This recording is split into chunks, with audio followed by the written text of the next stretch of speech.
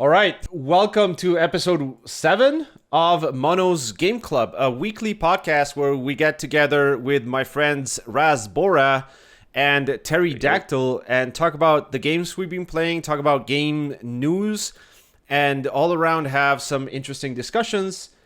No Hella Loose today on this episode. We've had some Hella Loose heavy episodes these past 2 episodes. So yeah, if you heard Final Fantasy Tactics music, which is one of my favorite games. I have a poster right there. That's Aloy from Horizon. That is Final Fantasy Tactics. That is Katamari Damacy behind me. So yeah, each week we have new video game intro music. So definitely send to Mono's Game Club at gmail.com. Sorry, Mono's Game Club. That is MONOS. gameclub@gmail.com. Send in your cues, your questions, send in your music recommendations for the intro and stuff like that. And happy to see you guys and be here today. Yo. So today, Horizon Forbidden West launched. I played a bit of that, but before, let's talk about some other games that you guys have been playing. Raz, have you been playing anything? Yo, so hear me out, boys. I'm telling you, Ready or Not is like the next game. This game is going to be popping. So, I've been playing it here and there. I feel that I only really like it when I play with friends. Terry, you've done pretty well just playing solo, yeah? Yeah, I've done a few solo missions, but it is a lot better playing with friends, definitely. Yeah. And by solo, I mean completely by myself. No, I wasn't using the AI. Really? Can you turn them off? No, you just give them a move order to go into a corner, pretty much. Move. Fuck off. Yeah. Sir, yes, sir. Moving now. So I've been playing Ready or Not, and I've been playing a lot with my buddy Alpine. And let me tell you, we have been modding the hell out of it, dude. So he pinged me the other day, and he's like, "Hey, you gonna be on?" And I was like, "Yeah." And he's like, "Yo, I got all these mods." So we downloaded all these different gun mods, voice mods. There's a mod to change the trajectory or the characteristics of the AI, so it makes them a little more realistic, and their pathing is way more intimidating because they won't just sit there. If they hear anything, they'll come out and nice. Charge you and stuff. So it's really cool. So we went in. He posted a video today, so definitely check it out if you haven't. But we went in and just RP'd as Russian Spetsnaz and just gunned down every single person. And there's a couple parts where it's just we charge the door, and it's like, "Help us!" And you just see Alpine, just Doomslayer music, turns to him and just puts the motherfuckers down, fucking fully auto. God, so that's been my thing, man. I have been loving it. So me, Alpine Tack have been playing it. Where's that video? It's on Alpine Sniper, his YouTube. It's his most recent YouTube video. And we played it completely wrong, but it is so fun. So I had a lot of fun just going to town on that. We were just play with we were running AK-47s, G36s, P90s. All the enemy guns you can mod in so you can have them. Awesome. So that's really cool. Yeah, so that's kind of what I've been really going to town on. Ready or Not, nice. the thing that you mentioned about the pathing of the enemies, that seems like it could be a major game changer to mod that, because the current the vanilla game pathing is very much video game logic style, where they will just repeat the exact same path over and over in the exact same timing, and that for a game that heavily relies on how you engage enemies that are supposedly, kind of ready for you in a way. Or not. That sounds like a massive improvement to have that be a bit more random and a bit more aggressive. It's so intimidating because normally it's like, oh, okay, there's going to be some people behind this door, but with this, it's just they just go freaking everywhere, and it also prevents them. And I think one of the biggest feedback I've heard too prevents them from doing the 360 no scopes. So like, it's really nice that they don't do that anymore. It's kind of more so that for the most part they have to have like a second to bring up their weapon and then shoot. So that's also nice. Okay, yeah, that sounds good. Because the 360 no scope is also definitely an issue. Remember, God, that was such a pain in the ass, dude. Sometimes you will like for a split second show yourself and immediately get blown away, like the guy was already aiming at your head through the wall. Absolutely, it's a freaking pain. They would just 360 no scope you out of nowhere, and then you're fucked. Yeah. So yeah, that's kind of been my main thing. Terry, have you been playing anything? Yeah, I've been playing a couple of games. Mysterious. Was it last week? I think I finished Mass Effect 1, so I've taken that over into Mass Effect 2. Mass Effect 2, yeah, this is the Legendary Edition. It's a massive improvement. She's still good. They did. I did read that they removed like an ass scene. Yes. Where it zooms in on her ass shot. As soon as she's introduced, there's an ass shot. Yeah. So I'm like, okay, whatever. I can't even remember when it happened, so yeah, whatever. I'm not bothered by it. But I'm just playing through it, and yeah, the gunplay, gameplay, so much improved over Mass Effect 1. And Mass Effect 1 is still really good. So yeah, chunking through that. A couple of other games actually. One is Death's Door, which I would say is almost like a cross between like a isometric Zelda style game with Dark Souls is how I would describe it. You play as like this little crow who's like sort of like his job is like a Grim Reaper to collect souls, and something goes wrong and you have to fight enemies, fight bosses to get souls, and use those souls like in Dark Souls to increase your strength. And it's quite a simple game, but it's challenging like Dark Souls, and it's just fun. I think it won a few awards last year. It came out last year. I got it on the Switch when I was in Uruguay, when I was on vacation. For some reason, I didn't mention it on the podcast. Maybe because I like fell off of it. I really like the art style. The art style is this very like black and white, with some very saturated colors. So most of everything is like black and white. But your sword, for example, would be like bright red, and it looks very cool, right? Yeah. But I don't know where you are in the game. I got to the first boss, basically the mansion area with the pot lady, and I think I'm a couple of bosses past that. Okay, one thing that kind of made me fell off the game was like the standard enemy design. I didn't think was very engaging. Like most enemies will charge you or they will shoot at you from far away. Yeah, and that's kind of it. And yeah, it's like simple enemy AI. It's like, there's the player character. I'm gonna go kill him now. Yeah. I found that to be way too simple and not very like, I don't know. I expected a bit more maybe in terms of enemy design.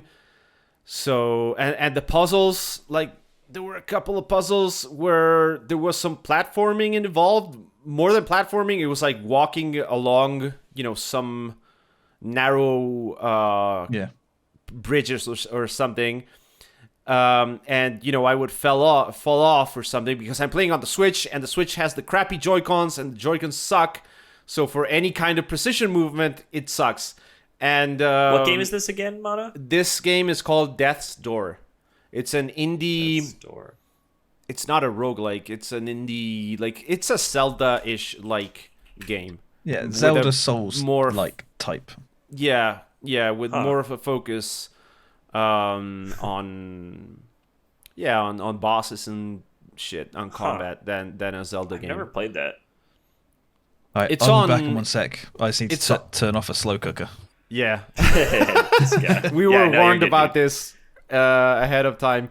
The problem I think is like the combat is just, I expected it to be more fun than it is, but most of the combat encounters were quite boring, in my opinion.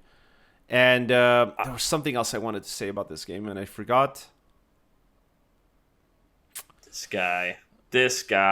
Yeah. I really have to get into another game that's not a first-person shooter. I've been playing the shit out of first-person shooters. Yeah. So, like, that's why I was playing Rocket League a little while ago. And for those of you guys that don't know, Rocket League's kind of like what brought us all together. But I was playing Rocket League a little bit. I just haven't been playing another game aside from a first-person shooter in a little bit because I don't have that much time. I really just I'll play and I'll stream and then I'll like go to work and then I'll come back and I'll just like make videos and then I go to bed. So it's kind of like how my whole day is. Brother Chungus said Lost Ark is free. It's Final Fantasy and Diablo with big anime titties. I was about to play that. I have it downloaded. Yeah, I'm not like a huge MMO guy, so Lost Ark, like whatever. I remembered what I was gonna say. Death's Door is on Game Pass. Is it? If you want to try it out, like it's right there. And I've been playing Horizon Forbidden West and another game. Let's talk about the other game before that. The other game's called Record of Lodoss War Deedlit in Wonder Labyrinth. That's the whole title. Yes, it's a Japanese game, of course, and it's like a Castlevania. If you've ever played Symphony of the Night, this is very similar. Only it's too easy. Like the enemies are too easy, so there's not a lot of challenge. There's basically no challenge to the combat. So I was playing that with, on my Switch, and like it's all right. Like the animations, the art style is very good, and there's this mechanic with like fire and ice elements. So if you're currently like ice charged, and you receive a fire attack, that will damage you. But if you're if you're fire charged and you receive a fire damage attack, that will just go straight through you. So there's this whole enemy and boss design around switching permanently. Like you switch with R1, so it's fast, and you switch between elements and do different amounts of damage with each one and stuff like that. It's all right, but it's not better than Symphony of the Night, and it's just, I don't know. It's okay. Horizon Forbidden West, I only have like 4 hours into it because I started streaming it today. I started playing it today. So far, so good. The game looks really good. Like the graphics are absolutely incredible. It looks amazing. In terms, I was surprised by some jankiness in the game. Like it doesn't have that PlayStation exclusive level of polish that you would think would be there in a PlayStation game. It is a bit jankier than I thought it would be. So there's some like pop-in texture problems. There's some animation issues where like Aloy clips through the, like, you're climbing what is it, like a stairs, ladder, that's what I meant, ladder, and she will clip a bit, like her body will clip a bit through it and stuff like that, and it just looks weird, especially for a PlayStation game which are usually known by their high degree of polish. But so far, I really loved the first game. This seems like it's more of that with some new enemy design and some new, just like quality of life features that make it less of a hassle in terms of inventory management and stuff like that. So, yeah, like so far, pretty solid. I want to see where it goes. I will be streaming that later. Stream hype. Before getting into like Hella Loose and stuff, maybe for the night. But yeah, that's basically what I've been playing. It's been Horizon and this Oh, and I did play Triangle Strategy again as well. I got a bit more into that demo, and it's all right. Like, it's not Final Fantasy Tactics, but it seems to be pretty cool. Yeah. So with Horizon, do you think they should have made it just for the PS5 instead of doing both versions? Do you think that could have helped some of that jankiness? You think? Is this the third one, by the way? Sorry. Second. Oh, okay. Second. Yeah. Is there a third one coming out? No. There's a VR one coming out. Oh yes, there is a VR one coming out. Yes. I wish they would have just done a PS5 game just to get the most out of that console, because I want to see what these consoles are actually capable of. But I understand like them doing a cross-gen game. It did like the PS4. The first game looked absolutely incredible on PS4. Like it was just amazing. It came out at the end of the lifespan, right? Like, no. This came out in 2017. I want to say it came out the same year as that long ago? Either that or 2016. But because it came out basically day and date with Breath of the Wild, with Legend of Zelda. So that kind of destroyed it in terms of recognition, because like the Switch launched with Breath of the Wild, and you also had Horizon for Zero Dawn for the PlayStation 4. So yeah, like the problem is if they had done a PS5 exclusive game, then the amount of people that could actually play the game would be, not the number it needs to be for them to recoup the cost of development, I'm going to say, because, PS5s are really hard to find. Yeah. So, which makes sense why they would make it for both. Yeah, and especially like if you played the first game on PS4 and this can run because it's the same engine and everything, definitely. But I saw the like graphics comparison video of PS4 versus PS5. Saw just a tiny bit because I don't want to get any spoilers or anything. Yeah. But there's definitely like the PS5 looks, there's a significant amount of detail that's increased there. There's even some different like character models and stuff, more high fidelity stuff. And I've been playing it on the 30 FPS mode, not the 60 FPS mode so far. I'm still to try the 60 FPS mode.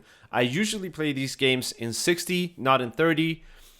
But the guys over at Digital Foundry were like, it does look like significantly better at 30 frames per with the resolution mode rather than the performance mode.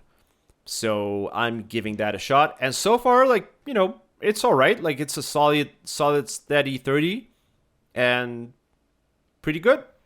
Like, Dude, I've been playing nice freaking Minecraft too. I forgot to mention. I've been playing the shit out of Minecraft. I was just like, what is something that I can do that's not going to give me PTSD? And I was like, man, I'll just go back to Minecraft, build my little world with my friend Poutine. We're just like hammering away. I build like a little like dungeon. Like, dude, I don't know. I just can always go back to that game every time just to chill. Music. I never really got into it. I never really got into Minecraft. We're too old, Terry. We're just too old when that geezers. Yeah, when Minecraft came out, my imagination was already like stifled. My creativity was dead because I grew up. Terry, do you have any like comfort game, any game that you go back every now and then, every year or something? Hell Let Loose. God I love killing people, right? I love the headshot sound. I know. Comfort from the headshot sound. Killing people is all I know. Commence Doomslayer music. But I just generally tend to play. I generally play a game, finish it, done. Move on to the next one. Yeah, I'm the same. That's what I'm still looking to do. That with say Hell Let Loose. I'm still looking for the next first-person shooter to play. But there's nothing for me. There's nothing better. No, yeah. Yeah. So I'm still playing Out Let Loose. I just love it. I do have. I've been playing. Yeah, go on. I've been playing like another game this week, but you go first, Mono, with your other comfort game, because this is non-comfort game. Okay. My comfort game, Spider-Man for the PS5 or PS4, basically. A really awesome game to just swing around and stuff. I think I've mentioned this before. And also Final Fantasy Tactics, which I deeply regretted not taking my Switch. Not my Switch. I took my Switch. I wish I had taken my Vita when I was on vacation, because I have Final Fantasy Tactics on the Vita, and the Vita just, like, it's such an amazing piece of hardware. And that is definitely a game I would have played a lot of during the holidays. And yeah, like, I like, starting a new campaign there, starting a new team, and maybe trying different job combinations and abilities and stuff like that. It's a tactical RPG game for those that don't know. And yeah, it's just, it is widely considered to be the best tactical RPG game ever made. And I really stand by that as well. So yeah, I wish I had played that again. But I've been playing a bit of Slay the Spire and stuff. Like nothing really new. Nugget Man says Final Fantasy Tactics is epic. Yes, the Final Fantasy Tactics is just so good. It's a perfect video game. The art style, the music, the combat. Oh, hey, whoa. Let's relax, all right? Perfect is quite a claim. No, dude, it's really incredible. Really incredible. It also has one of the best video game dialogue lines ever. At some point, like, somebody says, like, blame yourself or God, as a way to, like, dismiss someone. Like, like, don't come to me with your problems. Either blame yourself or God. Like, fuck off.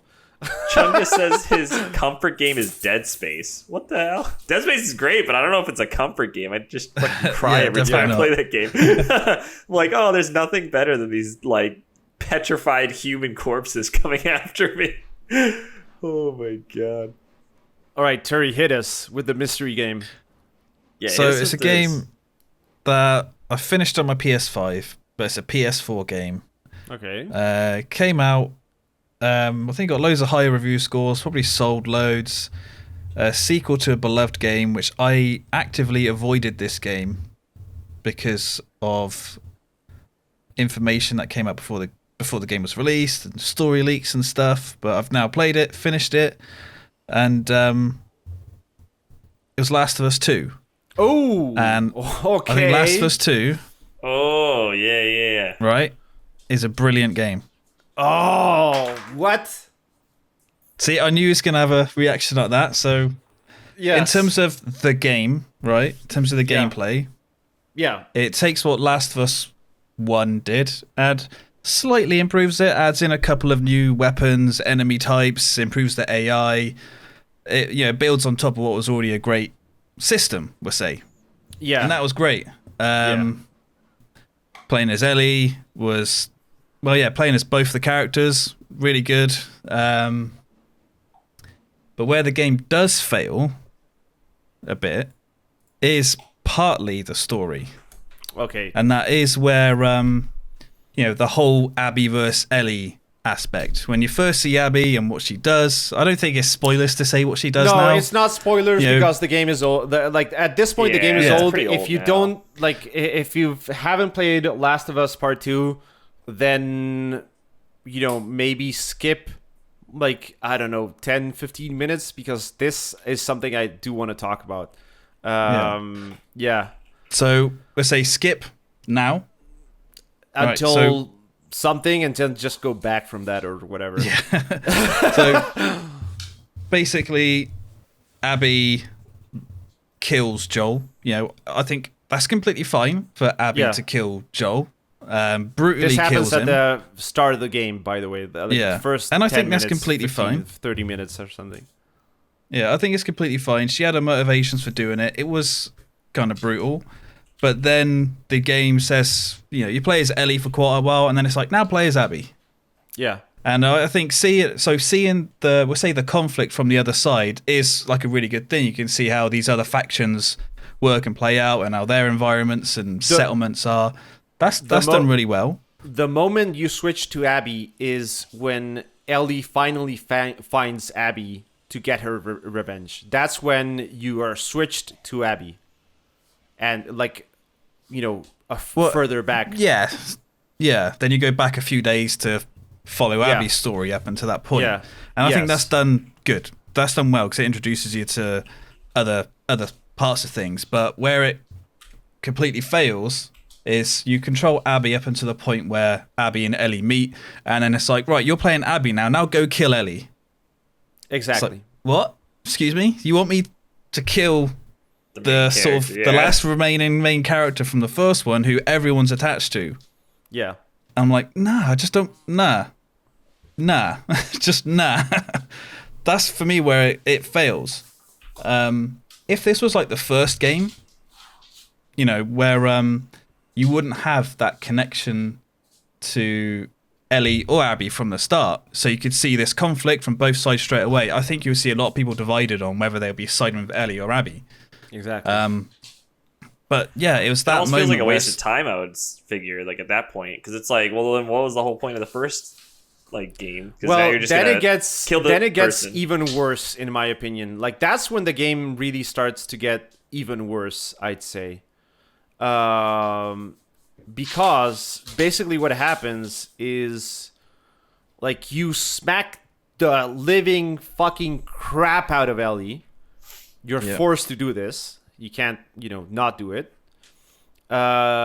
You completely break her face in and everything. It's like, it's very, very, very brutal.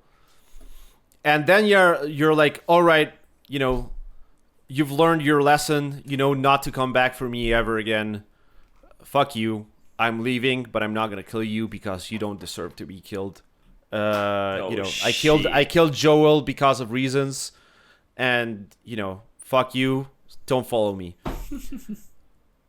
And then you want to explain what happens afterwards, Terry? Because honestly, like, I think it's the stupidest fucking thing. Well, it fast forwards a few months, I think. I can't remember if it says exactly how long, but it's gone forward a few months. And I think Ellie's pretty much having some form of PTSD, I would say, from it, because she's getting flashbacks of what happened to Joel. And she's like, to sort it out for her, she needs to go back and find Abby and finish her off. She can't let it go. So that's what she pretty much does. Abby ends up getting captured by a different faction. And then as Ellie, you pretty much rescue Abby and another sort of secondary support character that Abby has with her. And then you rescue her, get her to a boat so she can leave to safety. But Ellie turns around and says, "No, I can't let you go. We need to duke it out." Then you have this fight in the sea, and for that moment, see, it's hard to say. If you was in that moment, if you were Ellie in that moment, would you have fought Abby? If it was me, I don't think I would have. Because I was just like, we're both completely screwed. You can tell how much Abby has been through because she's fucking jacked, right? She's got like the arms the size of the rock. Yeah. But then when you rescue her, she's really like what's the word? Mommy? Yeah, it's not emancipated. She's lost a lot of she's size clearly because she's been suffering for months. Like, she's been starving for months, it seems. Yeah. And I thought in that moment, for me, I don't know if I would have then turned around and said, "Nah, I'm going to try and kill you now." I think I would have just been like, just fuck off, basically. Don't come back to this area. I can't remember where they are, but don't come back, and that's it. So the problem I have with that entire section is, I have several problems, actually. It's not one problem. So one of the problems is,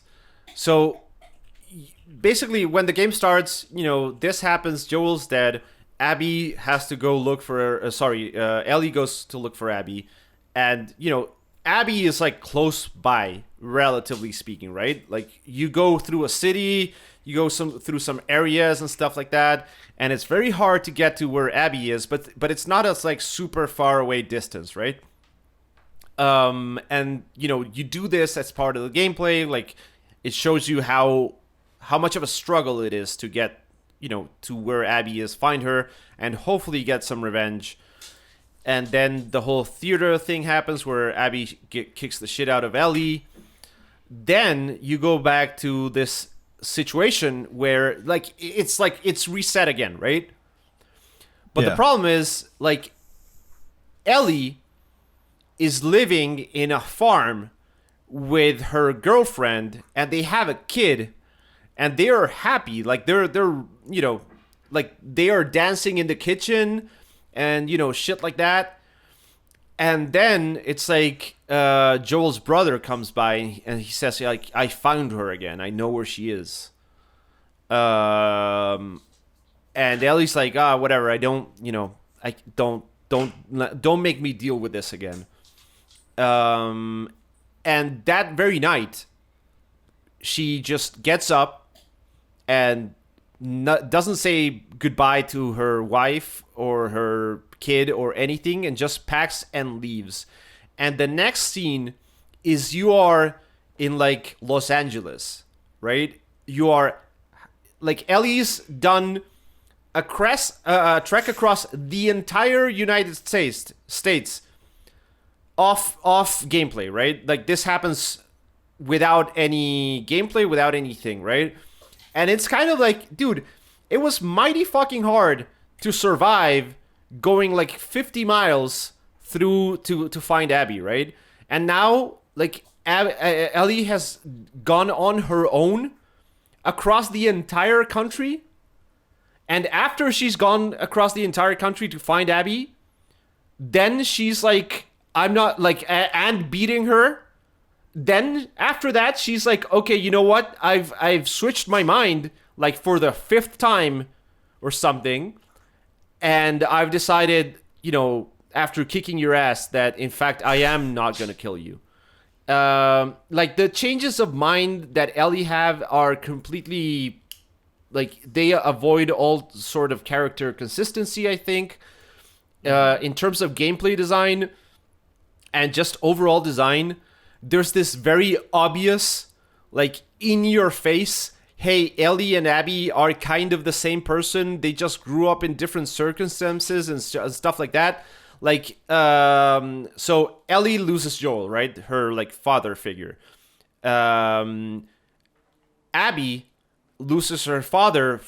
Joel kills her father in the first game as one of the medics that was going to operate on Ellie.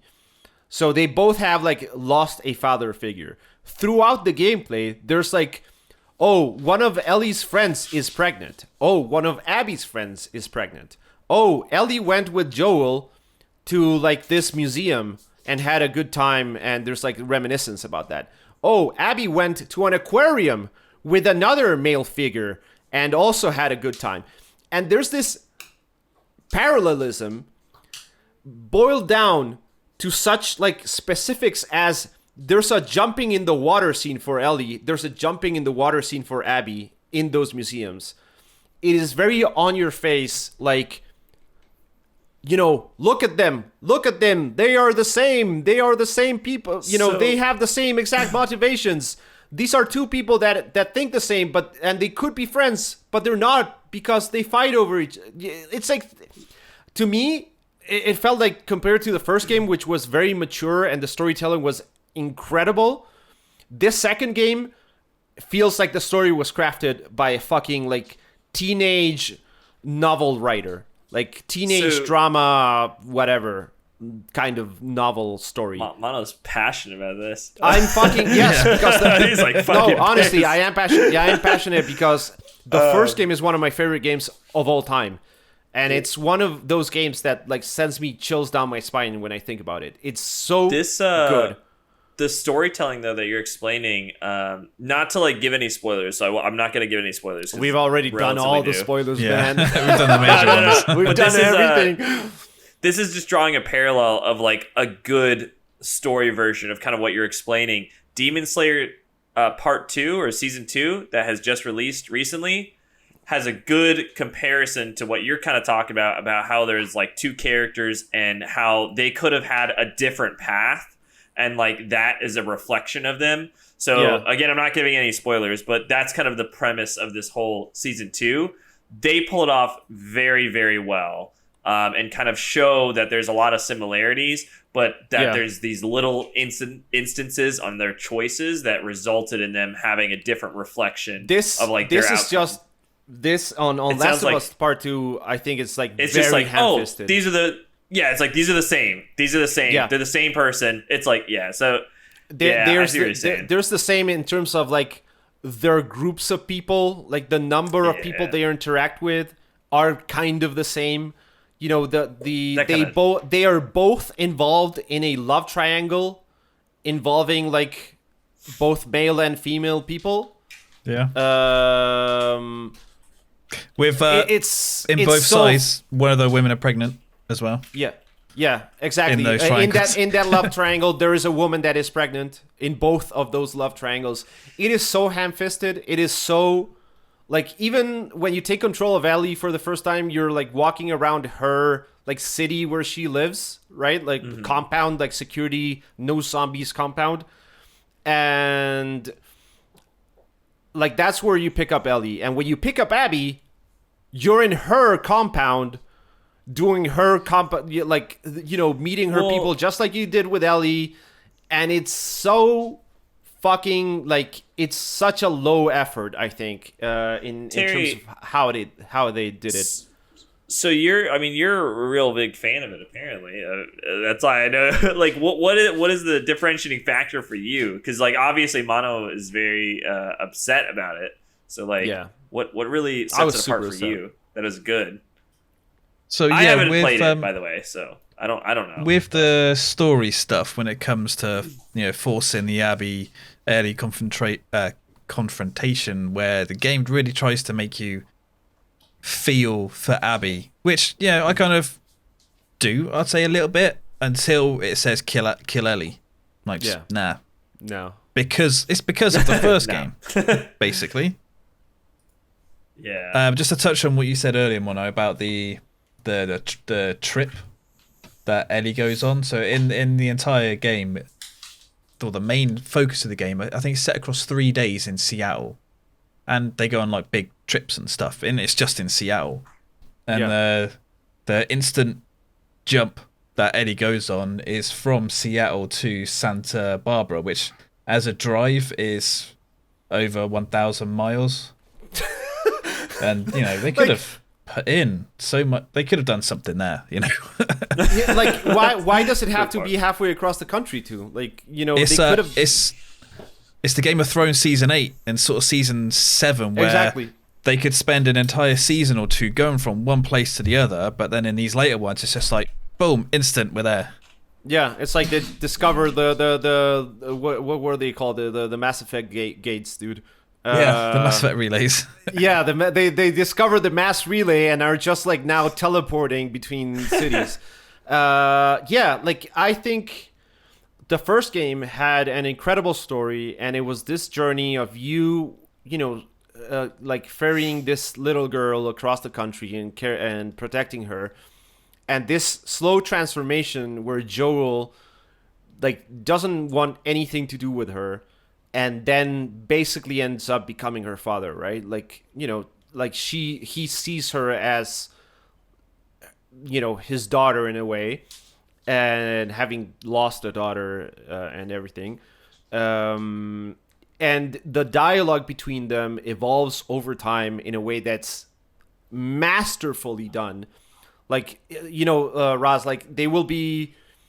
Like, you will be solving a puzzle where you have to, like, drag a box and climb over it and then drop a ladder and stuff like that. And just the banter between them is very cold at the beginning of the game. And it starts warming up. And whoever wrote that dialogue, the way that dialogue evolves over the game is, like, it is masterfully done. And even the side characters in The Last of Us 1. Remember, I don't remember the name, Terry, the guy Bill? in that, like, Bill? Yeah, I was going to say Bob. Bill, the guy in the, like, church area town that had booby-trapped everything. The way he helps you. And it is Bill, like, yeah, sorry, yeah. The way his entire character is done and everything. That's a very memorable character. His arc, his story. The black dude with his kid that you meet also, like, I remember that. I remember those moments in the first game. The secondary characters in the second game are just throwaway characters from, like, a CW series, you know, or something. There's this, like, Jesse guy that's, like, part of Ellie's love triangle, I want to say. Like, I don't know what his story is. I don't remember anything about him at all, having played that Kinda game. just there. You know, yeah, they're just there. And same goes for the characters on Abby's side. Like, most of the characters on Abby's side are also these, like, blank page characters that you're not going to care about for more than 5 minutes. I think it's just a shame that there's just so many of these games that are just masterpieces, and then the next one, is just far worse. I mean, Meaty Pie, nailed it. Like, I think Fallout is a great example. Like, Fallout 3 was really good. Fallout New Vegas was really good. I personally was not a huge fan of Fallout 4. I felt like they took a lot of the stuff. Like, I mean, the general quality of life updates, I think, were there and better. Like, it was more modern. Remember that game ran like garbage when it released.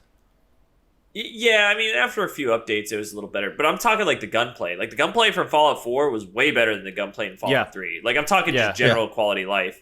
But, that is true, like, the storytelling and the fact that what really frustrated me was you couldn't really choose to be good or bad, or you had no karma. It was just like you were there and you could be aligned to whatever alliance, and whatever alliance, that's the ending you got. And there was no, like, different choice. Like, the whole story was still you have to find your son, and that's it. Like, that's it. Doesn't matter. It's like, okay.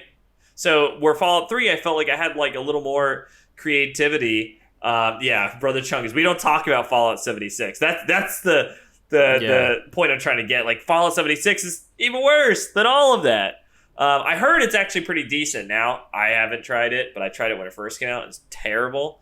But that's the thing. It's just such a, I don't know. It's such a letdown because I felt so great being able to do everything in Fallout 3. Now, I will say, got to give a shout out for Fallout 4 for this. Customizing my base was my favorite thing I could possibly do, because the fucking amount of time I spent building, like, I went to this random island on the very bottom corner of the map, rearing its head onto Raz's other games, and so I built a 3-story. Raz was like, "This is like Minecraft." Massive base, and I had like I'm pretty sure I had this switch that you could switch, and it, like, did tiered lights, and it was like a whole thing where it would tier up all of my suits of armor, and it was like they were all spray painted different suits of armor. Dude, that shit was fully customized. I engaged with the base building thing for like 10 minutes. Same. And what? Yeah. That was the best part. Dude, the jankiness of trying to place something where so you want it, fucking janky. like I'm bad at like designing my own house. So, you know, like, I'm not gonna accomplish anything of competence in a video game build a house thing. Like, no way. And obviously, and it was also like really unnecessary. Like, you didn't. I mean, the good thing and the bad thing, I guess, is that you don't have to engage with it to actually go through the game.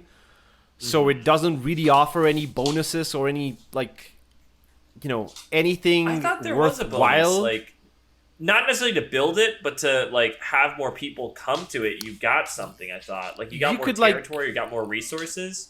I could have sworn. Something they would, like, maybe, bring you but nothing that was, like, super, like, I'm pretty sure you also needed, got them. right? bunch of money too from it. Like, because you get they would have like more settlements that they take over, and you get like passive income. I think. What about Somebody's asking. Can't remember. Oh, yeah. Okay, hold on. you're Skyrim best single player. I think you Scav. misspelled Oblivion. And have y'all played Metro Exodus at all? No, I Yes, I never have. played the Metro series. You I've played all 3 Metro games. Better than Fallout, every single one of them. Really? Definitely. Yeah, definitely. Oh, So wow. you could go from the graphics, yeah, of course, much better. Fallout never had any good graphics, really.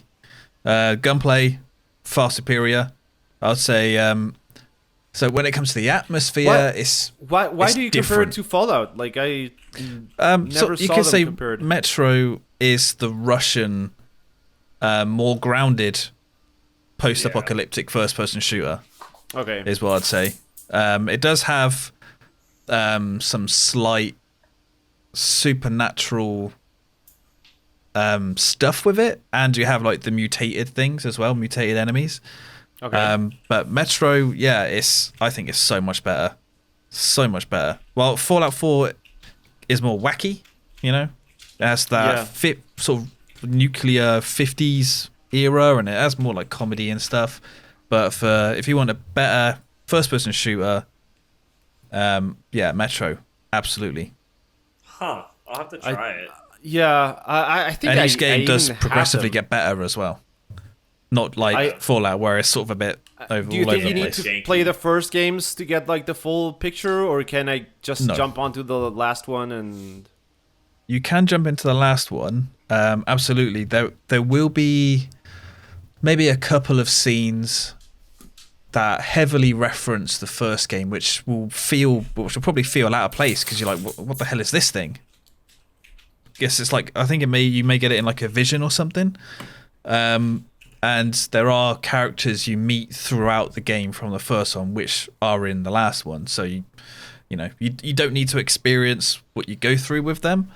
But if you want the whole world picture, then yeah, definitely play all of them. I was gonna say about Skyrim. Skyrim is incredible. Like I have that on PC. I have that on the Switch. I played like through it on PC. Then I got it on the Switch. Played through it again. Incredible game. Absolutely incredible. However, I did enjoy, and the reason why I said Oblivion is because I don't know if you guys played Elder Scrolls Oblivion. Yeah. Yeah. I think didn't play that. the main quest in Oblivion is like way more interesting than the one in Skyrim and better in every regard. And also the magic crafting system in Oblivion was so broken and so fucking good. I love broken things in games. And so the crafting thing in Oblivion, you could craft. So basically you had 2 sliders, like magic potency and spell duration, right? And so if you wanted to cast a really powerful spell, you would like grab the slider and that spell would last very, very shortly, right? So that applied to buffs. And you could like say you want to have like more, more powerful magic, right? So you craft a spell where you boost your magic damage, for example, and you could slide the whole thing like to the side and have that last for like 0.5 seconds, right? And then all you had to to do was like switch to the spell and cast it within that 0.5 seconds, and it would be like this massively increased thing where buffs could like work on each other. So before any spell, stack. I would so like you could like stack like 2 or 3 buffs, each of which lasted like 1 second and would like increase your whatever magic damage and like mana available and everything by like 300%. And then you would cast like a magic spell that was so fucking, that it required so much mana that you couldn't even cast it otherwise, right? If you weren't under those buffs that lasted 1 second. So you could Look at like, what they have to do to so, match my power. so basically it was like this like mini buffer. Like I'm gonna like charge up, and then I'm gonna cast this, and then I'm immediately out of magic, right? Like once again, it's like you're summoning yourself, like you're boosting yourself up. Yeah, it's so crazy, and like the effects of this were just incredible. Like you could you could do a fireball that would like blow everything up. It was just the funniest thing, man. For the fucking memes, like I feel like Skyrim invented like half the fucking derpy memes on the internet. Like where you take a fucking like bucket, put it on their head, and then just steal everything. Yeah. That was my favorite thing. See, I never finished Skyrim. Me either. I was thinking about I never finished Skyrim either. No? I finished the Civil War storyline. Then when how many hours do you have in Skyrim? Like, did you play it for 20 hours or did you play it for like 1,000 hours and never finished it? I probably played like 20 hours. I got to a point. 360. I got to a point and I stopped. I was like, nah, I'm done.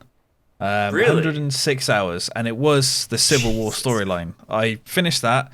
You know, it builds up to this huge epic battle, and then it's like 5 guys against 5 guys, and I did that, and I swear, fuck this game. I can't be bothered with it.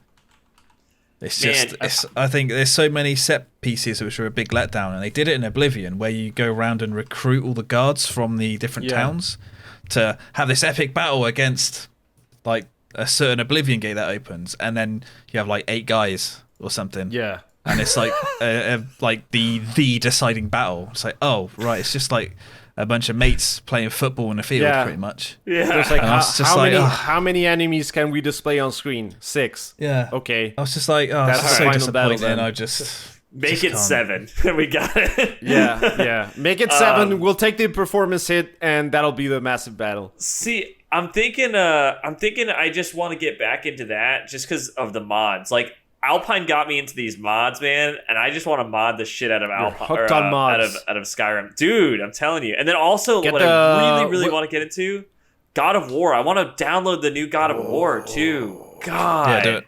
That looks so good. Did you get it, Terry? Well, I've played on PS4. Yeah, if you're I know. I mean, I played it. God of War 1. Like, dude, God. I was watching a combat of God of War, right? Beating the last like most powerful Valkyrie in 20 seconds, right? And I saw that it's too. Like Kratos is like, dude, it's almost like a fighting game, infinite combo, you know, like the amount of like chained attacks and shit like that. It's so good, and it like it made me remember that that's actually what the combat system feels like. It feels like you're almost in a fighting game, in a like a 2D side-scrolling fighting game, because it's all of these like hits and parrying combo attacks. Breakers. And then you staggers. Power up to like do more damage for a bit, and then you have like your special abilities and stuff like that. And you can switch like stances. You can go unarmored, hand to hand. You can go with the axe. I love that. That's what I loved about the first Assassin's Creed 2. How you could go with the optional of just going fucking bare knuckles and just beating the shit out of people. You could go like with the whole game. That's what I did my second playthrough. I went the whole thing with the hidden blades. Yes. And I toggled them on and off. the weapons off the guards, right? Yeah, you could, but I was like, fuck it. I will beat their shit in with my hidden blades. And I just, oh my god. That's why I love that game so much. Because you just go bare knuckles. So good. The combat in God of War is just incredible, man. It's so smooth, good, so like smooth. So I don't like Dark Souls games. I never have. I tried to get into them. There's something about the movement, this like slow movement, and the enemy design like the grunts, the standard like enemies, and the way they move, and the way that your character moves, and the way the bosses do these like sweeping like super slow, super fast like attacks like that. I fucking hate that. Like I just don't like it, and I'm probably gonna catch some flack for that because everyone else does. Cancelled. Yeah, but like so I really don't like that. I think the combat in God of War is so superior in like so many ways to the Dark Souls style of combat. At least like I don't know, it's more actiony. Maybe that's why I like it, but I just like enjoy it greatly, and just feel like the fights against the Valkyries, for example, they have that so Dark Souls hard, start. They're so hard. They're super hard. Yeah. But I'd say the combat systems have different aims, right? With God of War, you're Kratos. You're an absolute beast, right? You can rip gods in half. You rip heads off gods, right? But in like the Souls or Dark Souls games, I won't include Sekiro into this, but you're just a guy. You're just like wearing the potentially sword, heavy man. armor, which is why your movement's a bit more lumbered and stuff like that. But yeah, you're basically just Bob. You're just some random guy, or you're sort of technically special in a way, but you have no special attributes. You're not like Kratos. You don't have plot armor in a way. Yeah. You're just you like can't like That's a good point. punch a guy through a rock, dude. Yeah, God, you're meant to feel like a lot so more good. vulnerable. But Ross, you in the said Souls you games. hadn't played this, right? Or No, I have played you? God of War. I played God of War. I just haven't played like Bloodborne or Dark okay. Souls. I thought I just you want said to play you it didn't play again. it. Oh, Well, it's all in, right. like fully, high res like PC. I haven't played it on my PC ever. So I played on I PS4. understand. PS4 is like what 30 okay. to 60 FPS. Dude, I want to that's fucking run like- that bitch at 144. Yeah. When I got the PS5 and when they dropped the PS5 like update for it, which took a while, I almost went like, dude, I gotta play through this again. I just want my eyes to bleed. Oh, it's so That's all I good. want. It's so good. God. And when you do like the optional things, like for the maze area, the like. I love that they have that maze area is just incredible, dude. It's such a good idea to throw into a game. It's this like it was like roguelike- kind of a little bit end game stuff, right? The end game. Yeah. It was this. It's before the end man. game. You get into this like ever-changing labyrinth of like maze of like traps forgot and about that. combat encounters, and Dude, it's like this so good. nugget of God of War roguelike inside man. of God of War, which is just so awesome. good. The guy that came up with that idea is fucking genius, dude. Yeah, and the guys like, that you worked on have that to go game through are that. incredible, man. And then they also throw in like the Valkyrie with that as well, which was hard enough. That shit was so hard. God. Yeah. There was many but nights that I dude, was the pissed off.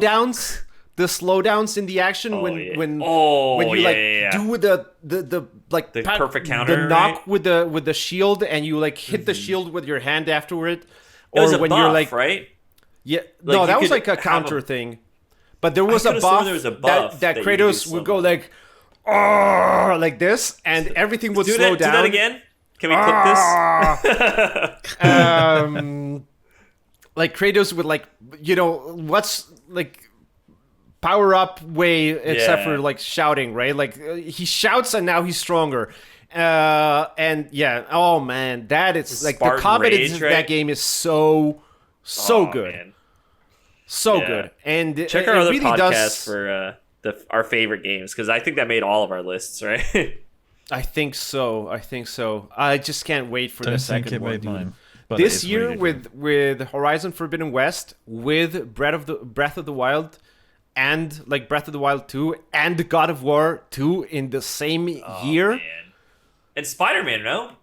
Spider-Man's No. coming out it's next year, right? Spider-Man's next year? I think Spider-Man is next year, yeah. Gotcha. God, I Like can't they haven't wait. really announced a date for Spider-Man, I want to say. Even a year. But Yeah. it should be next year, I guess. It should be next year.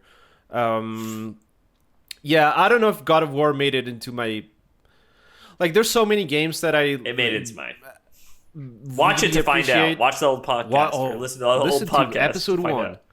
Yes. Yeah. But yeah, dude. Oh my god.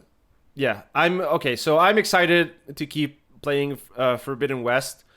So far the new enemies are cool, but they're very much the same as the previous game, except for having like some slightly different attitudes about things. But they are very much the same enemies as the starter area in the first game. So yeah, that's a long game. I need to get into it. And Steele in your chat here, just to give him some context. So he was mentioning that he hasn't played one of the games that we were talking about, but he loves the passion. So to give you guys some context too, like as we prep for the game or for the podcast, we have these different topics, and we'll start talking, and we're like, oh shit, okay, let's like not talk about this topic because we got to save it for the podcast because we can just go on and on and on. So I thought it was a funny. Who knew that 3 people that play video games all day could talk about video games all day? Yeah. What a twist! What a mystery. Here, Steel and Gorilla, same for Oblivion. Actually, my wife and I love Elder Scrolls. Elder Scrolls Online is always terribly fun to play with friends. I never got into Elder Scrolls Online. I never played that. I heard it's good. I know that people talk, like apparently it's actually really good. I remember it not being, like the reception not being very good when it initially came out. And then it seems like it's one of those stories of like a game slowly getting better, with quality of life improvements and better combat and better stuff with each update. So yeah, Brother Chungus here says it's very well polished now. That is something that's kind of missing. I think I mentioned this earlier on Forbidden West. Like the level of polish isn't there really. Like it is.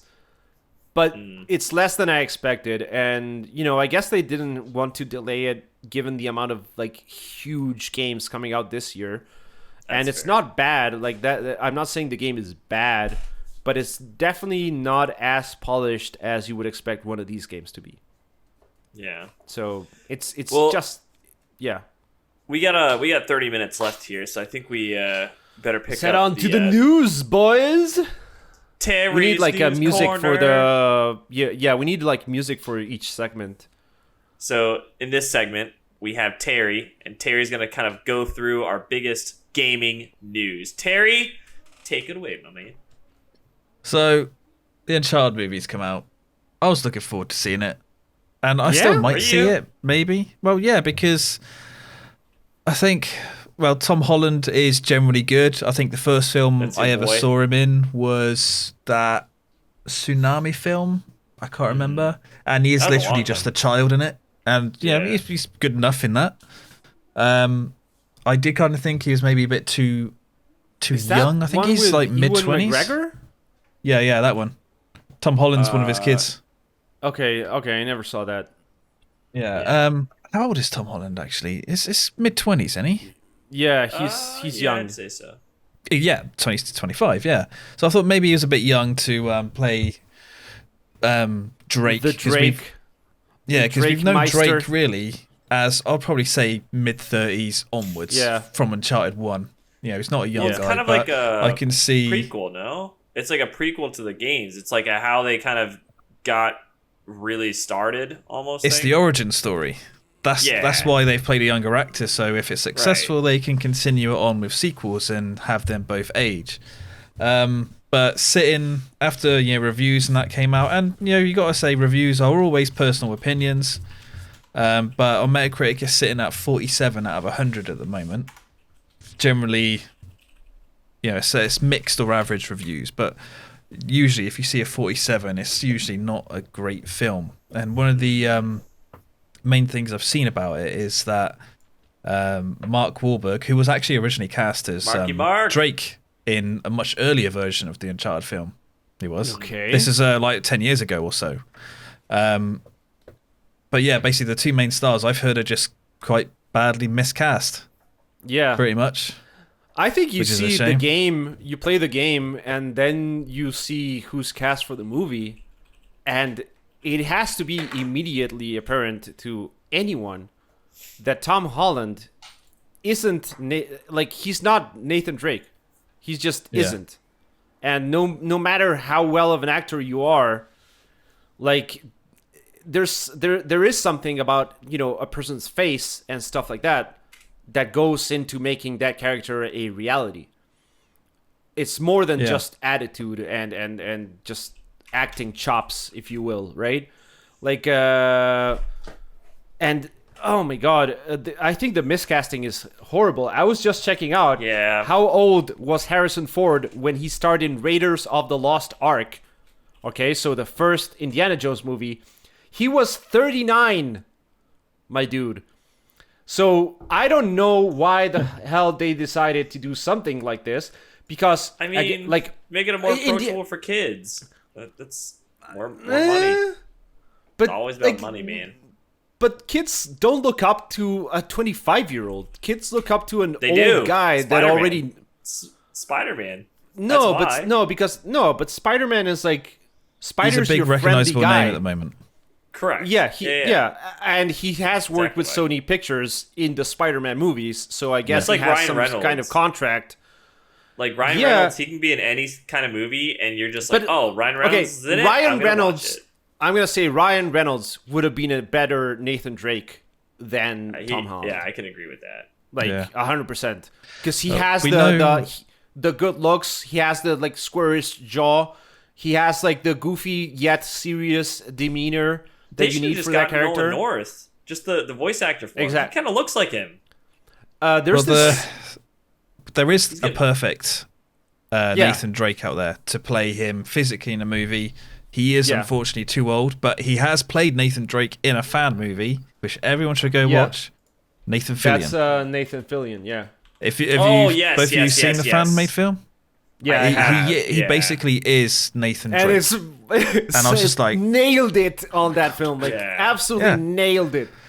But he's unfortunately like 50 right now. Nathan Fillion is. Yeah, but they could have done. I don't know, if it were me, like I would have done one with Nathan Fillion where he's like older Drake, right? He's Drake, but he can play like a 40-year-old. Like I can see a 40-year-old. They could probably have him, and then maybe do the recast for like an earlier movie or something. Yeah, or have like, you know, Nathan's, like he takes in an apprentice like Sully did with him or something, you know. Like, you could go places with that character in that story. They just... when they announced the casting for this movie, I was like, who the hell, like, works there? Like, that doesn't know this is a really bad decision. Yeah. Leo in your chat says, are there really any good game movies? The Sonic movie. It's just... That's pretty good, actually. I will say, it's pretty good. The Sonic movie is good. You know what else? The new Tomb Raider movie... I loved it. The actor that plays Lara Croft is amazing. Have you not watched that? Alicia something? Something with V, right? Victoria. That's something? it. Yeah. She Alicia is Vikander. So good. Yeah, Vicar. Yeah. And what I really like about her character is she's not like that. Dude, I mean, it's just awful, which I hate. It's like the stereotypical female. Oh, dude, she's so hot. She's not like the femme fatale, dude. But like her style character, of the character, she's like still pretty, but she's so good though. It's like she's just a very strong female character that, and the movie focuses on, you know, her kind of going through her life, figuring out her like family history, and just very story driven. It's really, really, really good. If you haven't watched it, highly recommend it. I personally loved it. It's like amazing. Mortal Kombat, the original, original Mortal Kombat's pretty good. I'm looking through a list. Oh, come on. Of like 50 video game movies at the moment. It's not like a good. Classic. I mean, it's a classic, but it's not good. Like it's so campy that it's a classic, right? It's super campy, and you know the special effects have aged. The special effects were bad then, and they are completely unwatchable now. They're so bad. The Mortal Kombat movie. I'm with It you. looks John. like they didn't finish rendering whatever they wanted to render. Like the World of Warcraft movie. that's why it's so good. Ah. Though, come on, yes, it like Graphics are good. I remember I remember watching the Mortal Kombat movie in the theaters and that very hype, and I remember enjoying the movie and going out like, oh, super good I'll give movie, a- but it's not a good movie. It's I'll give a very campy. controversial one. That's why it's good. Yep. Controversial one. It's not Yeah. a video game, but it's a game. Battleship. Battleship was fucking fire. I didn't I see it. never watched it. Yeah, I What? haven't watched it. No. Bro! They're like, you sunk my battleship. I think they say that in that movie. Yeah. There's Best one line. movie Dude, it's based good, on a so game that I haven't seen it. I kind of doubt you two have seen it. But it is based on a game, and it's sitting at 86% on Rotten Tomato. Okay, which one? Tomato. You say tomato here? All right. USA. Oh, which England one? was around before America, so what I say is right. Alright? Oh, my God. And this is it's based off a Ubisoft game, who is a terrible company for reasons I won't go into in the podcast. The Assassin's Um, Creed movie? No, I think it's a Ubisoft game. I need to quickly check it now. Come on, Fact the check it. mystery's killing us. Ubisoft, go in. Meaty says Witcher. I didn't like the it's a Witcher Ubisoft series game. on Netflix. I Okay, love And Witcher. it's a Ubisoft VR only game, and it's Werewolves Within. This is, I think, one never of those heard that. social. Has anyone played Town of Salem, or I think there's like a board game, or it's like a social game called Mafia, where you sort of got some of your I think it's a game like that pretty much, Mhm. and they made a movie of it, and apparently it's really damn good. Really? Well, look at that. Interesting. They made That's- the Hitman movies. Though, I liked the I'm newer starting to one. think Ross's taste in movies No, that one of them was is questionable Was okay. at best. God. Which one was it? There was one that was like decent. I liked. I enjoyed Silent Hill. I'll say the first one. They Oh, had I the didn't watch visuals that. and the atmosphere done like so well, but they had a lot think of I watched other some missteps. clips. But I enjoyed it. The Witcher like Netflix show like Season 2 is not. I mean great. that's technically one's based good. on a book more than it is based on a movie on yeah, a game. but I mean, It's Like, based on the but- books. Yeah, it's not based on the games at all. Even the But I- creator. I of the think whole the thing, writer dialogues come in the out. game. I think the dialogues in the game are better than the dialogues and the stories in the movie. Like I think the quests and shit in the game are actually way better than the series. Like, don't get me wrong, Henry Cavill is amazing as Geralt. He does it really well. Everything else around him is awful, I'm gonna say. I wouldn't agree with that, but I haven't seen season 2 Yeah. yet. Okay. I know a lot of people Season didn't two's get pretty on. Yeah, a lot of people didn't get on with season 1 because of the timeline. casting It was all choices? over the place. Oh, The casting. Okay, yeah. The casting. Well, I didn't have any issues with the casting. I think. I mean, I wanted Evergreen as Yennefer. I think she's the perfect Yennefer, Oh, right? yeah, But I think 100%. I I can't remember her love the name, Yennefer but I think she did. character. Oh, Yennefer she fine. would have been so good as Yennefer. She would have been incredible as Yennefer. who is this? Evergreen? Evergreen. Eva Green? Have you She's seen Casino Royale? Yeah, Casino Say what? Royale. Casino Royale? Oh, The first- Eva? Isn't it Oh. Eva? Yeah, or is it Eva, Eva. No. It's Yeah. either really. It's either of them. I But know yeah, exactly she was what you're the- talking. She was in 300, right? 300. The second 300, yeah. Yeah, that was a good one. I like that one. People here in chat are saying the departure from the books is why people don't like it, I believe. 100%, dude. I've read the books. If they had just stuck to the books, doing like season 1, like this episodic witch hunting, Witcher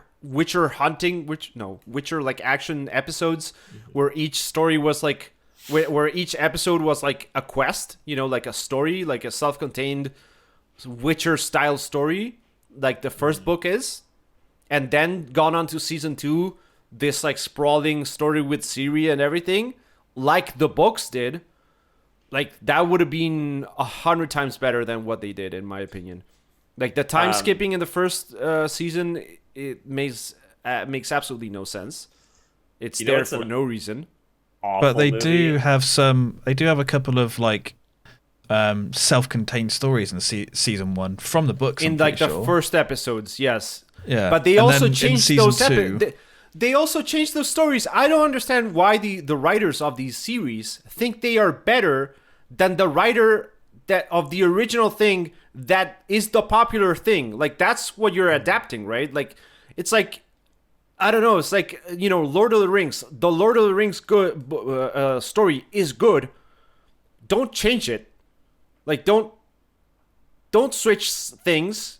Don't change the outcome of stories within that story because that's why people man. like it. Speaking can't of remember In what the they Witcher changed, series, yeah, in season 1, there's the story where there's this like devil thing with the horns, and he's actually and they want him out, and there's this elf guy that comes back and he captures both Geralt and Dandelion. the bard. Yeah, Dandelion. He captures them, and there's this whole like. You remember that's like episode 2 or 3 or something. Yeah, I remember the episode.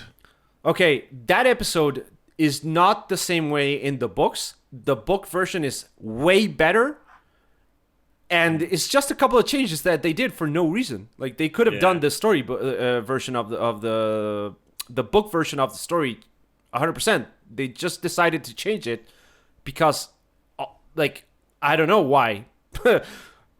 It's You know been a while what since looks- I've read a bunch of the books. The first book is literally just a bunch of short stories all put together, and I think that episode is one of the short stories. Yeah. But There's also the one about fully remember. the one where there's this the djinn where he gets the genie The in the Last bottle Wish. story. Yeah, The Last Wish. Yeah, that story is also, spoilers, better in the book than it is in the series, and the changes that they made to that story are whatever. Like, I mean, they Speaking also of do have something- to decided to condense. change things. They do have to condense it down as well. Remember, That's true. there Speaking of are things something they that's will gonna have to cut out. Yeah. Change of the stories. And some things, I think, Fucking- like I'm gonna say Envy just something- said, some things from a book don't work on the screen or may not come across Yeah. right. A And lot of that's- people that's a in good Lord of the point. Rings That- weren't that happy that didn't- Tom Bombadil wasn't in. But if you would have put Tom Yeah, I Bombadil in remember this that. on the film, dancing around and singing like because he's like high all the time, everyone would have been like, "What the hell?" Like people who didn't read Yeah. the books would have been like, "What the hell is this?" And it also would have been a weird Yeah. thing to have there. So Yeah, sometimes but you Tom gotta Bombadil is cut things out. inconsequential to cut out. Like the cutting out of the story they did with the devil horny thing guy and the elf. I remember like it changed the meaning of like that short story. It changed what the background story was about basically. Another problem here from the chat, I'm not even going to pronounce that. Another problem is a book can Leopleurodon. take much time with explanation and talk. A book can have a lot of exposition and a lot of like internal thinking by the characters, which you don't have in a movie or in TV. You know what's coming out? Yeah. That looks fucking awful? What? Halo. I am the so Halo- disappointed. Have you watched the trailer? I watched the trailer. It I is have no interest in awful. Halo.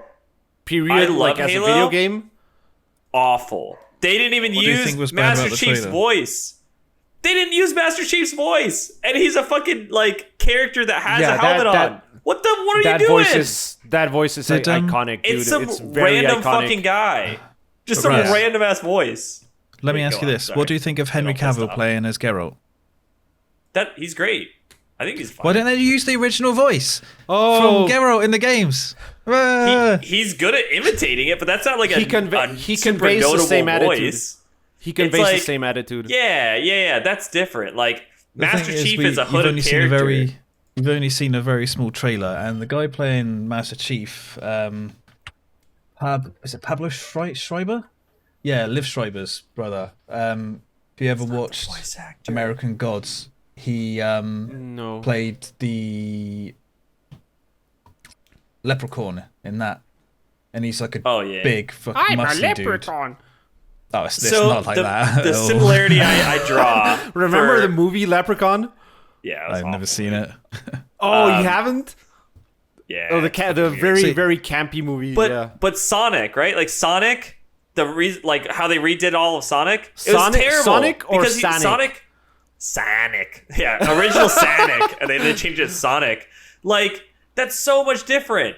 That like they made him look actual like he does in the media, where originally he looked terrible. That's the same thing with Halo. Like Halo is so iconic with the voice. Like you have to Cortana have also the looks like voice. crap, in my opinion. Cortana looks like some ego. She has like a weird, weird like smile to her. With, Object Null here says, with the Halo trailer, I was like, this looks okay. Then I watched some of the old commercials and live action cutscenes and realized how bad it looked.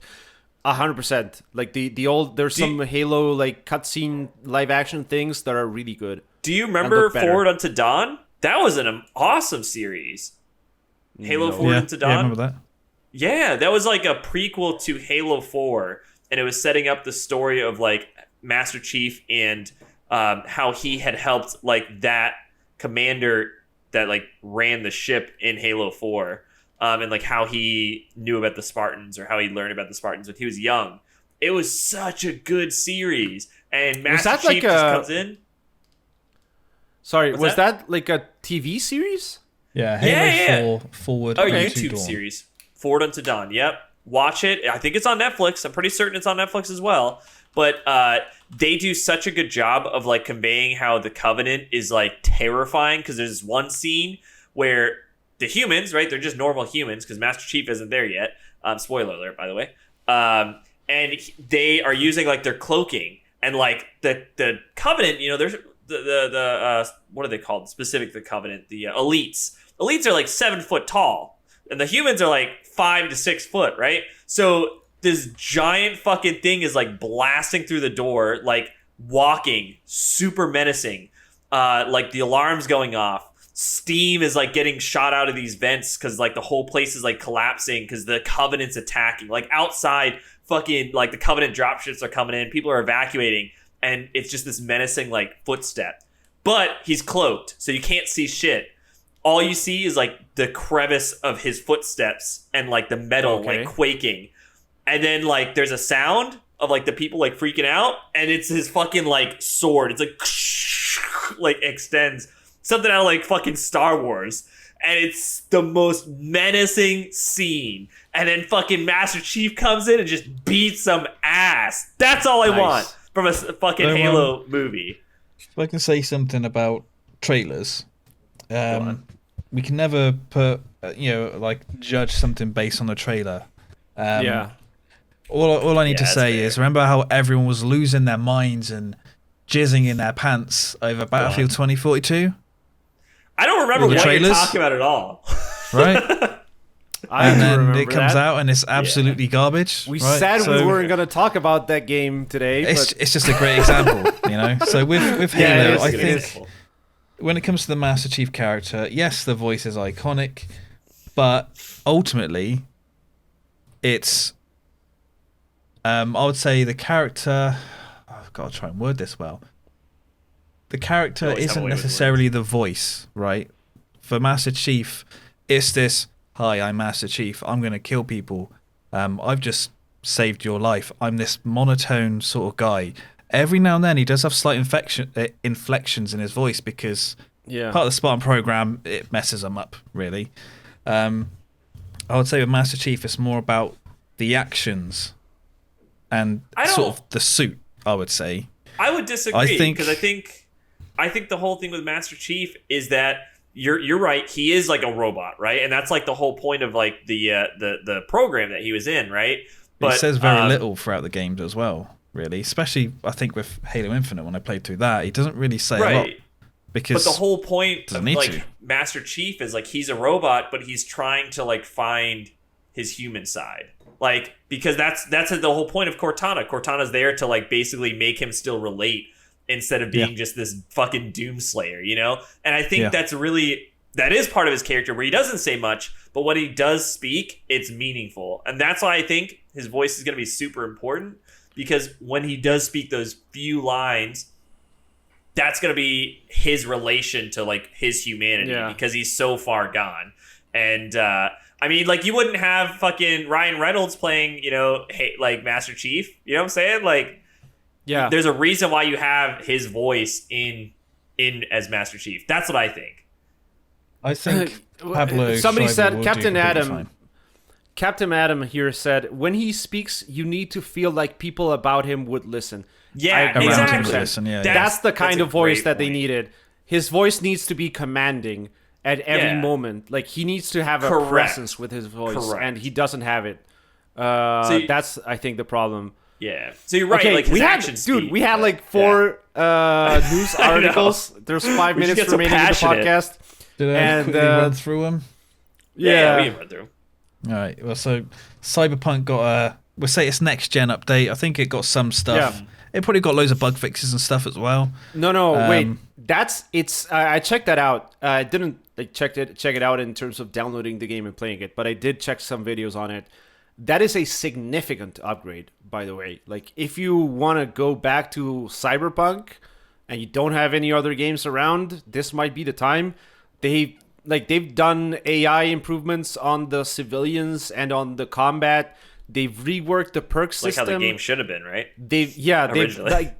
I mean, yes, this is like the first big update. Like, since the debacle, this is the first update that I think is like, okay, this game is finally kind of getting where it should have been. Yeah. Like, it's never going to be that game, right? But this seems to be like a significant improvement over the base game in We gotta speed run basically this. everything. Like, in terms of like gun balance and items and perks balance and perk things and like just everything. It seems to be much, much better. Still not gonna play it anytime soon, but because I've already there's like finished the game, there's so. other games coming out, yeah. right? There's I'm playing Horizon right now, so like I'm not gonna I like a couple of days ago I was like, I want to download this and see how it runs and see how it plays, and then I was like, I'm not gonna get it. It's like, I'm not this gonna game get is into this update is gonna be amazing. There's such a huge, but I'm not gonna play it. But like, it's all right. Terry, take it away. Take it away, Terry. We got a couple more. Netflix is making a BioShock movie. Let's hope I'm that's shocked. good. And the last thing, Lost Ark released on Steam, published by Amazon, but it's a older Korean title, maybe a couple of years old. It's and 2 years old, I think. everyone's diving onto it. That From far what I've back? seen in the game, I don't Yeah. see the appeal. It looks like like a Diablo looks like style an game, MMO. but MMO. And well, to me, those isometric style, we're calling it like an action RPG. I'm not that interested in them. I get really bored it of them had- really quickly. a million players, right? This Yeah. This Yeah, looked crazy. like the combat reminds me a bit of a game series called Ys. So YS, like Ys. I've heard of that. Yeah. Dude, those games are really awesome. Like the 3D when they went 3D, like it's so awesome. So I like who doesn't love a good parry mechanic in a game, right? Am I yeah. right? Come on. Okay, so this game has parry, dodge, perfect parry. And when you perfect parry, you do like the enemy slow down and you do like super damage. And when you whatever. And when you do You get a perfect counter, dodge, probably. yeah, when you do perfect parry, it's like something. You get like a multiplier to your attack damage. But when you do a perfect dodge, it slows enemies down. Anyway, really awesome combat. If you want to try like a JRPG that's kind of different, definitely go for the IS games. Memories of Zeta is very good. So this Lost Ark kind of looks like that style of combat in an MMO, which immediately has to make it one of the best MMOs ever, because MMO combat has always sucked, in my opinion. Like I'd never played World of Warcraft, by the way, but I did play other MMOs of my time and didn't enjoy them very much. So yeah, but it's free, so I'm guessing it I wanna has check like it out. some pay to win barrier at some point, or pay to not make this completely insufferable, right? I mean, Chungus in chat sold me. He said it's Diablo plus Final Fantasy plus anime titties equals Lost Ark. So shut up, take my money. I'm good to go. I've got something to, because I know we're at time now, but I've just got an email from something about Battlefield 2042. Yeah, Oh, God. actually, have you just got it? Oh no, are you serious? No, what? What a twist! On change.org, there was a petition to get the refunds thing, and I've just got an email up to say that apparently the petition had been reset and lost loads of votes or something. But I'm looking at the petition now, and it says it's at still over 200,000. Maybe a bunch of votes got removed or something. What a twist! Maybe they found there was a lot of bots that had signed up or something. We missed. I don't know. We actually missed by intentionally not trying to talk about Battlefield 2042. All that Halo talk was the perfect segue into Battlefield 2042. Yeah. Every time. Being as bad as it is because of Halo, but they've since backtracked on that apparently. But yeah, whatever. All right, dudes. I think that's gonna be it, right? Yeah. So wrap us up here, Mono. All right, that's gonna make it for today's episode of Mono's Game Club, episode 7. And as always, please, I forget to say this every single time in closing the show, so that's why I'm like struggling for words. Please send your questions to monosgameclub@gmail.com.